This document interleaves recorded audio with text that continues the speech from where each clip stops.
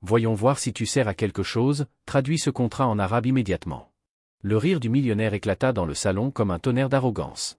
Les investisseurs du Golfe l'accompagnèrent de sourires moqueurs. Certains désignèrent même la jeune serveuse allemande comme si elle n'était qu'un élément d'un spectacle cruel. Le contrat brillait dans ses mains, transformé en arme d'humiliation publique. Elle, avec son uniforme impeccable et son plateau encore tenu du bout des doigts, inspira profondément.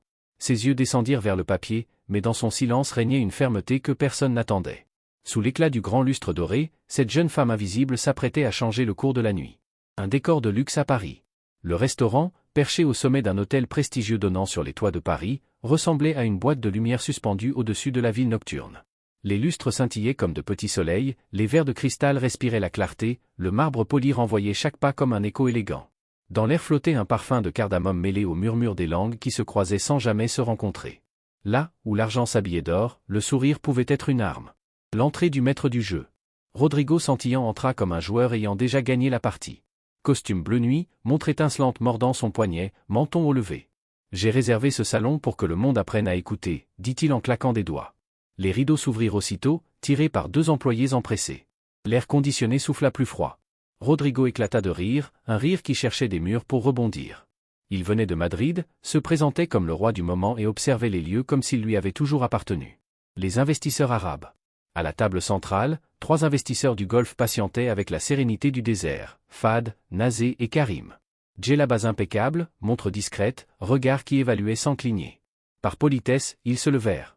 Rodrigo les entoura de sa main ouverte, hôte qui caressait son propre ego. « Cette alliance va changer la donne », dit-il en espagnol, sachant que l'un d'eux comprenait assez pour acquiescer. Puis, en anglais, il leva la voix pour être entendu de tous. « Ce soir, nous célébrons l'avenir. » L'ombre discrète. Derrière la chorégraphie du luxe, une serveuse passait comme une ombre disciplinée. Elle s'appelait Alma, née en Allemagne. Chignon serré, gilet ajusté, main ferme pour que le plateau ne tremble pas. Dans sa poche intérieure, elle gardait une petite photo, elle et une fillette de 6 ans, yeux brillants comme 2 lunes, un nœud rouge dans les cheveux. Elle touchait parfois le papier du bout du doigt en respirant, comme pour se donner du courage. Le loyer à payer, l'uniforme acheté à crédit, l'espoir conservé comme un pain de la veille, tout cela reposait dans ce rectangle de papier. Personne ne la regardait. Parfois l'innocence se confond avec le silence. Sa famille était sa carte et son secret. Rodrigo claqua de nouveau des doigts. Que tout s'enchaîne vite. Pas de pause, ordonna-t-il sans regarder personne. Le sourire éclatant qu'il affichait laissa une fissure dans l'air.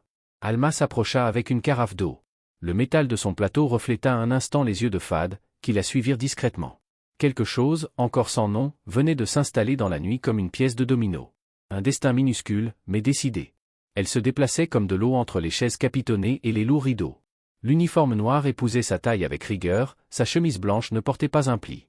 Plateau à hauteur de poitrine, elle inspirait par le nez, brièvement, pour que le parfum d'oud flottant dans la salle ne lui brouille pas la vue. « Messieurs » murmura-t-elle en déposant des verres vides.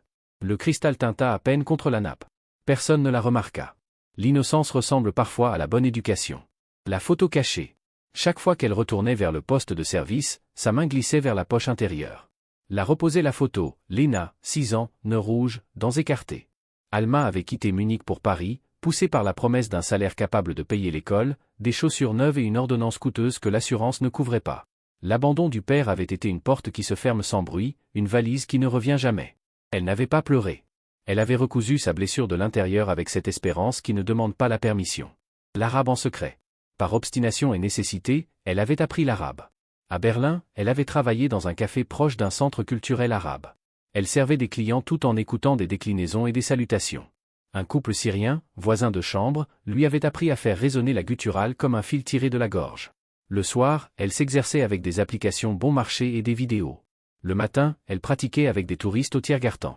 Elle n'en parlait jamais, elle ne s'en vantait pas. Elle gardait ce savoir comme on garde une clé contre la peau, prête à l'utiliser le moment venu. Derrière son plateau battait un cœur discret, presque sans bruit, presque sans battement visible. Des murmures dangereux.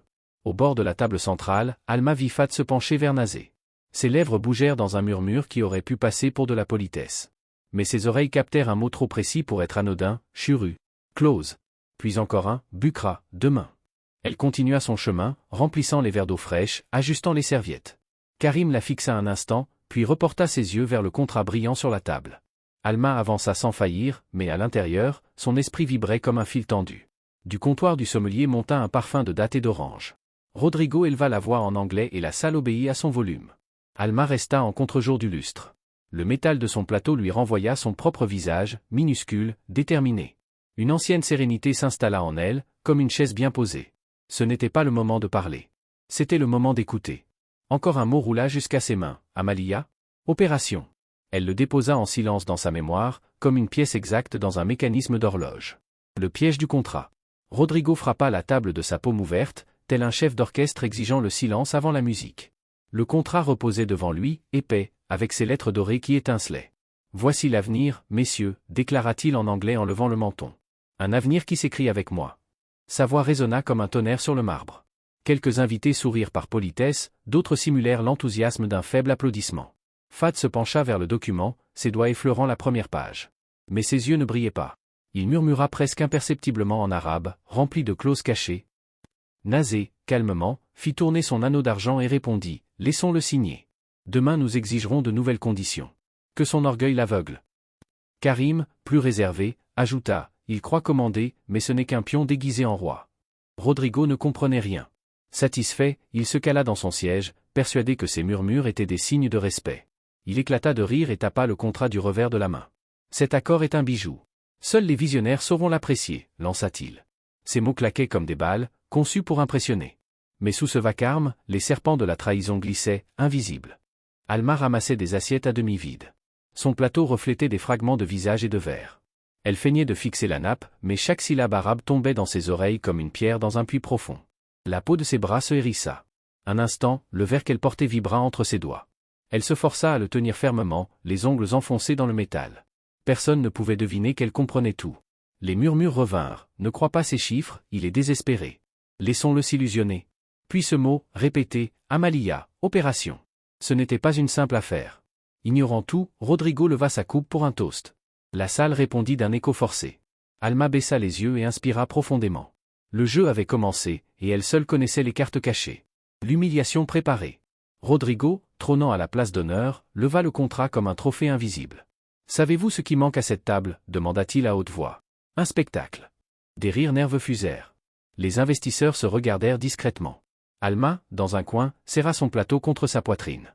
Rodrigo la fixa. « Toi » lança-t-il en claquant des doigts. « Oui, la serveuse. Approche. » Elle avança d'un pas mesuré, masquant sa peur. Arrivé devant lui, il lui tendit le contrat, sourire moqueur aux lèvres. « Prouve-nous que tu vaux plus que servir des verres. Traduis ce contrat en arabe, ici et maintenant. » Le silence tomba, lourd comme un rideau. Des rires étouffés éclatèrent, d'autres secouèrent la tête devant ce jeu cruel. La voix qui change tout. La gorge d'Alma se serra. Elle sentit le poids du papier avant même de le saisir. Ses doigts tremblèrent, mais son regard resta ferme. Rodrigo sourit, certain d'avoir déjà gagné.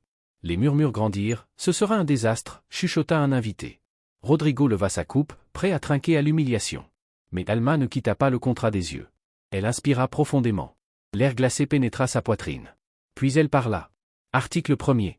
Obligation mutuelle des parties contractantes. En espagnol, puis aussitôt en arabe, clair, précis, impeccable. Le tonnerre de sa voix parcourut la salle. Les vers s'immobilisèrent, les rires s'éteignirent. Ce qui devait être une farce se transformait en vérité éclatante. Rodrigo haussa un sourcil, le sourire figé. Alma poursuivit, implacable, chaque clause en espagnol, puis en arabe. Ses lèvres ne trébuchaient pas, ses yeux ne vacillaient pas. Les investisseurs échangèrent des regards incrédules. La certitude de son échec venait de voler en éclats. Le masque tombe. Alma referma le contrat avec soin, marquant un point final. Le silence était si dense qu'un simple verre tremblant suffisait à l'ébranler. Rodrigo tenta un applaudissement forcé, pas mal, pour une serveuse. Mais personne ne le suivit. Alors Alma leva de nouveau la voix, non plus pour lire le contrat, mais pour répéter ce qu'elle avait entendu. En arabe parfait, elle révéla les mots des investisseurs. Clause truquée, conditions à imposer demain, fierté exploitée. Et ce mot, lourd comme une lame, Amalia. Une opération. Les trois investisseurs se raidirent. Des regards furieux traversèrent la salle. Rodrigo pâlit, son arrogance se brisa comme du verre. Le renversement.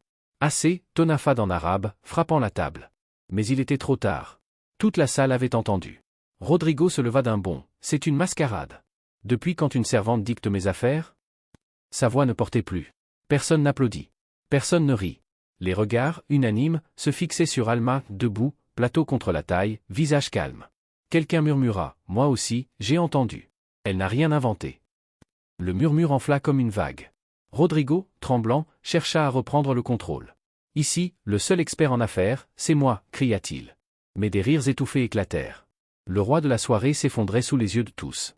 Fad se leva, le code du silence est rompu. Avec nous, il n'y aura plus de marché. Nazé et Karim l'imitèrent. Karim saisit le contrat et, d'un geste sec, le déchira en deux. Les morceaux tombèrent comme des cendres. Rodrigo chancela, réduit à un fantôme. Il quitta la salle en hâte, laissant derrière lui son parfum cher et un silence accablant. La dignité. Alma resta immobile. Certains la regardaient avec reproche, d'autres avec respect. Elle toucha discrètement la photo de Lena. Elle n'avait pas cherché la gloire, seulement à protéger ce qu'elle aimait.